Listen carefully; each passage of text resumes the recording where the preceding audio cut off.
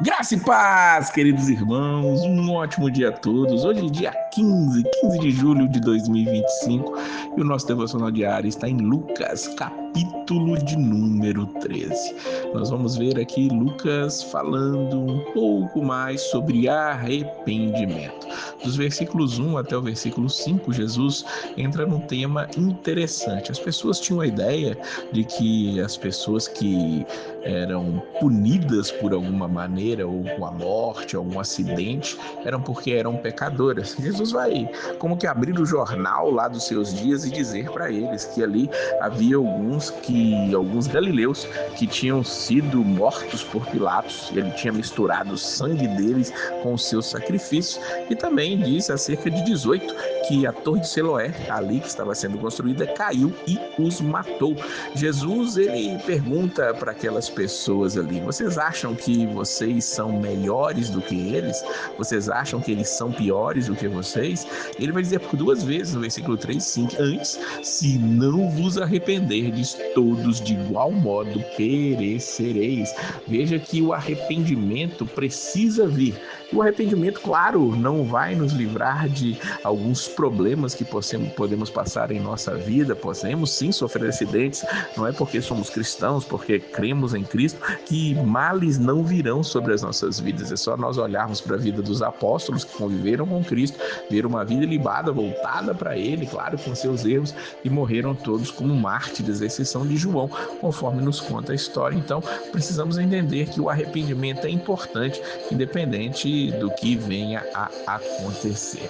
Jesus, um pouco mais abaixo, a partir do versículo 10 até o versículo número 17, vamos ver a história aqui, um confronto de Jesus no dia de sábado. Lucas não usa muito desses confrontos de Jesus com os fariseus no dia de sábado, sabemos que aconteceram dezenas deles, mas Lucas traz esse relato aqui, falando que havia uma mulher que estava com o espírito de enfermidade. Ela já tinha 18 anos, que vivia encurvada e não conseguia endireitar. Jesus chama ela, sendo sábado, está numa sinagoga, e ele diz: estás livre da sua enfermidade. E ali ela glorificou a Deus naquela cura. Porém, aquelas pessoas ali extremamente religiosas, ao invés de se alegrar com a alegria daquela mulher, diz o versículo 14 que o principal daquela sinagoga ficou indignado porque Jesus curou no dia de sábado.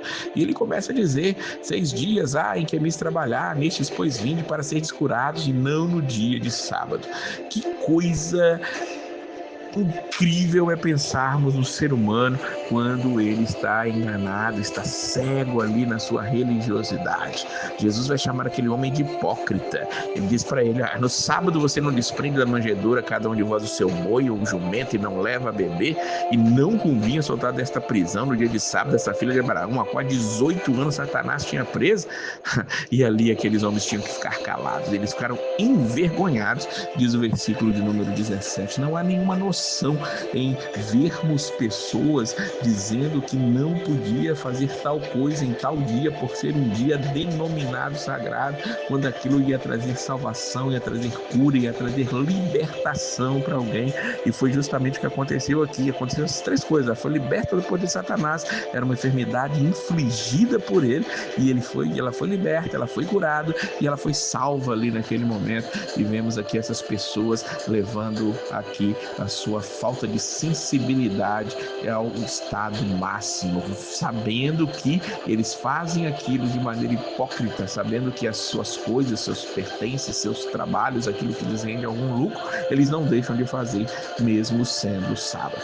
Jesus, ele vai trazer duas parábolas, duas comparações aqui acerca do reino de Deus. Aqui eu compararei o reino de Deus, o semelhante ao reino de Deus. Aqui eu compararei, diz os versículos 18 até o versículo 21. Ele compara ao grão de mostarda, no versículo 19, e ao fermento que a mulher esconde em 3 medidas de farinha. Tudo muito pequeno, tudo insignificante, podemos pensar assim, mas tudo cresce e se torna algo grande e maravilhoso. Esse é o reino de Deus. O reino de Deus ele vai crescendo, ele vai se mostrando, é algo maravilhoso. Se nós olharmos para a história hoje, claro que quando esse texto estava sendo escrito, o cristianismo estava apenas começando, mas hoje, ao olhar para todos esses quase 2000 anos de cristianismo, nós vemos o quanto aquele pequeno movimento que começou ali com tão poucas pessoas chegou a uma expansão tão especial e maravilhosa. E nós fazemos parte dele.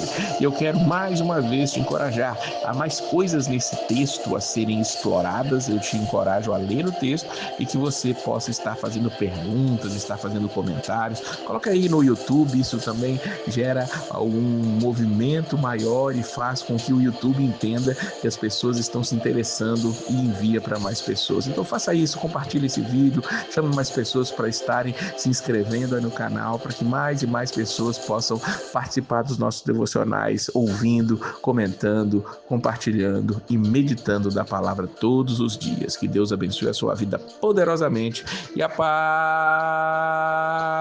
do Senhor.